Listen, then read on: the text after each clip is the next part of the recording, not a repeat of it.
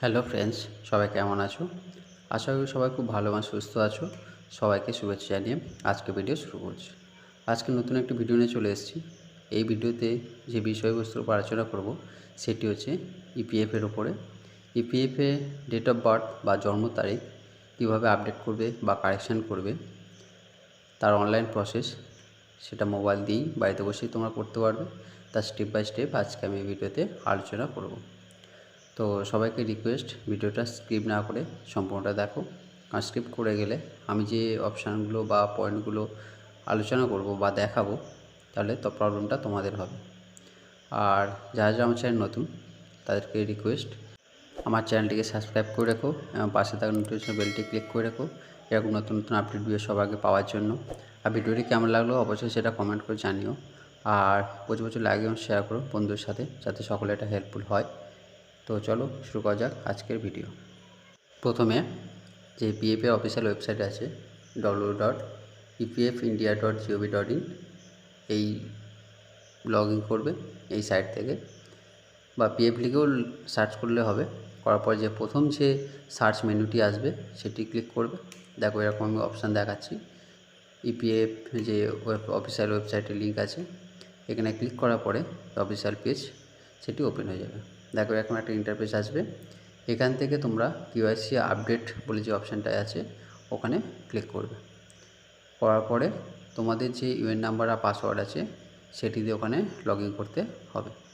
তো কেওয়াইসি আপডেটে ক্লিক করার পরে নেক্সট একটা ইন্টারফেস খুলবে, যেটা হচ্ছে ইউএন নাম্বার আর পাসওয়ার্ড আর ক্যাপচা কোড, তিনটে অপশান থাকবে। ওই অপশানতে তোমরা ওখানে লগ ইন করবে। দেখো এরকম একটা অপশান চলে আসবে। এখান থেকে এই যে বললাম যে ইউএন নাম্বার, পাসওয়ার্ড আর ক্যাপচা কোড, এই তিনটেতে সাইন ইন করবে। করলে তোমরা নেক্সট তোমাদের যে অ্যাকাউন্ট পেজ আছে পেজটি ওপেন হয়ে যাবে। এবার যদি কেউ এটা ডেস্কটপ সাইড মোড করতে চাও, তো ওপরে রাইট সাইড কর্নারে থ্রি ডট অপশান আছে, ওখানে গিয়ে ডেস্কটপ সাইটে ক্লিক করে নেবে, যেমন ল্যাপটপ বা ডেস্কটপের মতো হয়। তো দেখো এরকম একটা ইন্টারফেস চলে আসবে। এটা হচ্ছে আজকে যে বিষয়বস্তু, যে কিভাবে তোমরা ডেট অফ বার্থ বা জন্ম তারিখ পরিবর্তন করবে বাড়িতে বসে অনলাইনে, তার সেই বিষয় নিয়ে আলোচনা করছি। তো এখানে আগে মূল বিষয়বস্তু যাওয়ার আগে কিছু জানার দরকার, যে ডেট অফ বার্থ বা জন্ম তারিখ আগে তোমরা নিজেরা করতে পারতে না, বা এটা মোবাইল দিয়ে করা যেত না। এটা যে এমপ্লয়ি আছে, মানে তুমি যে অর্গানাইজেশনে বা যে কোম্পানির আন্ডারে কাজ করছো, কোম্পানির যে এমপ্লয়ার আছেন, যিনি পিএফএ বা এসআইয়ের যে আপডেটগুলো করেন, বা এইচআর, একমাত্র এইচআর ছাড়া এটা আপডেট করা যেত না।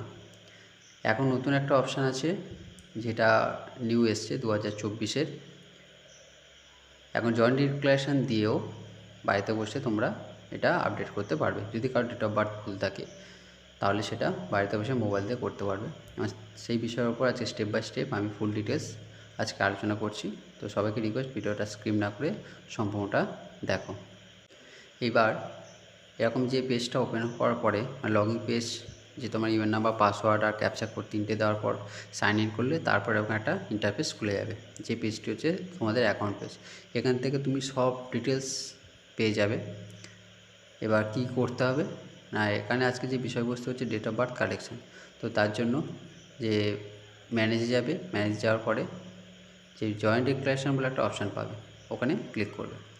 জয়েন্ট ডিক্লারেশনে ক্লিক করার পরে তোমাদের নেক্সট একটা পেজ খুলবে বা ইন্টারফেস খুলবে, সেখান থেকে তোমরা বা তোমাদের যে অপশানটা থাকবে সেই অপশানে ক্লিক করবে। তো দেখো এরকম অপশান চলে আসবে। এটা হচ্ছে তোমার যে পিএফ অ্যাকাউন্টগুলো আছে, যতগুলো থাকবে সবগুলো এখানে ওপেন হবে। তার মধ্যে যেটা রিসেন্ট বা কারেন্ট যে পিএফ অ্যাকাউন্ট আছে সেটাই তোমরা সিলেক্ট করবে। ব্যাকের যে পিএফগুলো আছে তোমরা সেই অ্যাকাউন্টে ক্লিক করবে না, তার রিসেন্ট যেটা আছে কারেন্ট অ্যাকাউন্টটা ক্লিক করবে। করার পরে এরকম একটা ইন্টারফেস খুলবে, যেখান থেকে তোমাদের ডেট অফ বার্থ বা জন্ম তারিখটা তোমরা আপডেট বা কারেকশান করতে পারবে। যদি কারো আপডেট করা না থাকে তাহলে সেটা করবে।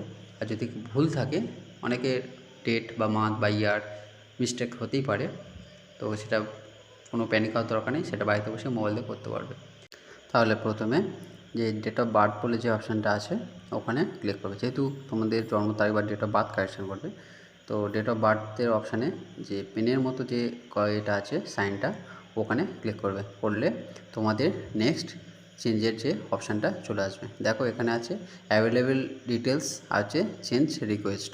তো যেটা আমি এটা রিকোয়েস্ট করছি চেঞ্জ করার জন্য, তো ওখানে ক্লিক করবে, করলে এবার তোমাদের যে ডেট অফ বার্থের কারেকশানে ওখানে করবে, করার পরে এবার ডকুমেন্ট আপডেট করার জন্য তোমার অপশানটা চলে আসবে। এবার বলে রাখি যে ডেট অফ বার্থটা অবশ্যই আধার কার্ড বেসিসে বা যদি তোমাদের কোনো সার্টিফিকেট থাকে সেই বেসিসে দেবে।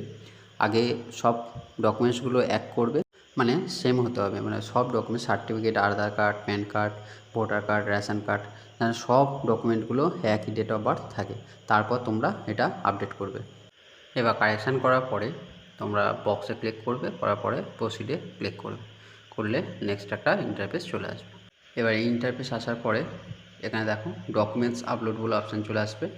এখানে সে দুটো ধরনের ডকুমেন্টস আপলোড করতে হবে, ডকুমেন্ট 1, ডকুমেন্ট 2।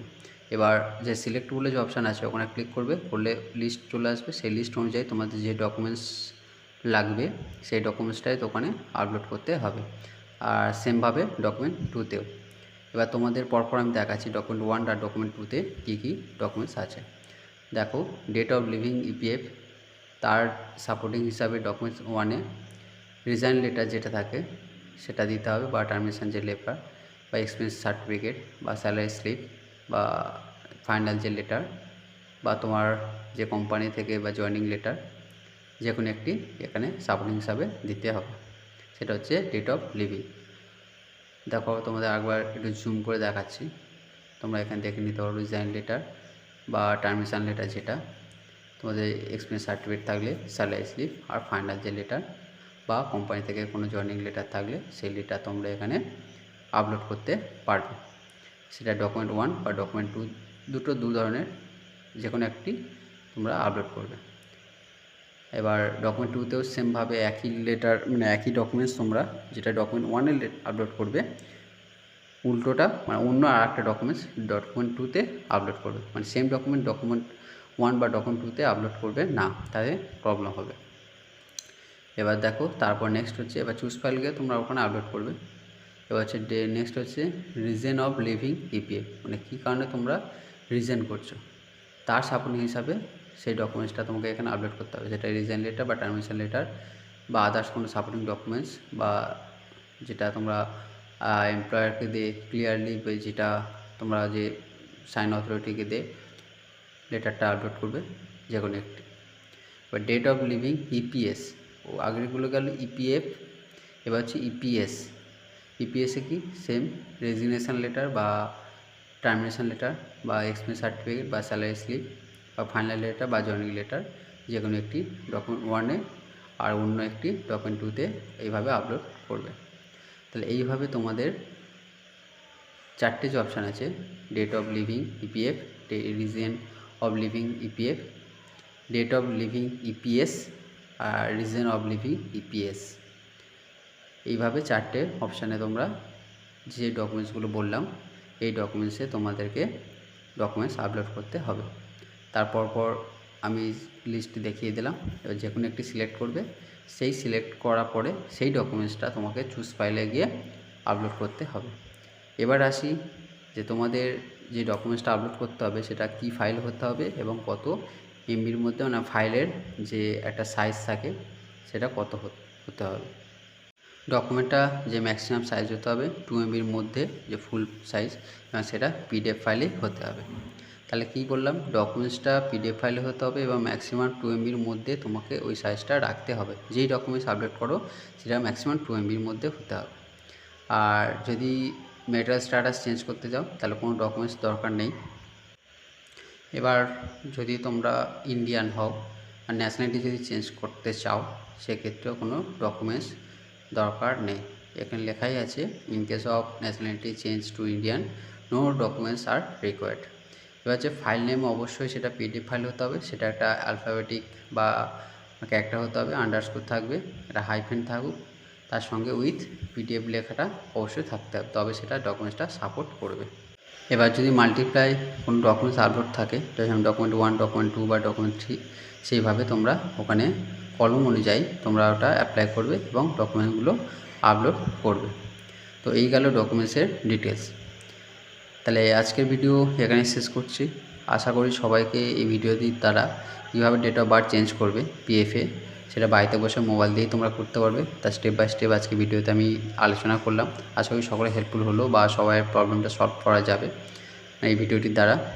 তা আজকে ভিডিও এখানেই শেষ করছি। সবাইকে অসংখ্য অসংখ্য ধন্যবাদ জানিয়ে, আর সেই সঙ্গে সবাইকে আরেকবার রিকোয়েস্ট, যা আমার চ্যানেল নতুন, চ্যানেলটি সাবস্ক্রাইব করে রেখো এবং পাশে থাকা নোটিফিকেশন বেলটি ক্লিক করে রেখো এরকম নতুন নতুন টপিক করবে ভিডিও সবার আগে পাওয়ার জন্য। আর ভিডিওটি কেমন লাগলো অবশ্যই সেটা কমেন্ট করো, আর প্রচুর লাইক এবং শেয়ার করো বন্ধুদের সাথে, যাতে সকলের এটা হেল্পফুল হয় এবং আমি আরও উৎসাহিত হয়ে এরকম নতুন নতুন ভিডিও তোমাদের জন্য আনতে পারি, যাতে তোমাদের আরও হেল্প করতে পারি। তো সবাই শুভকামনা করে আজকে ভিডিও এখানেই শেষ করলাম। সব ভালো থেকো, সুস্থ থেকো, ধন্যবাদ।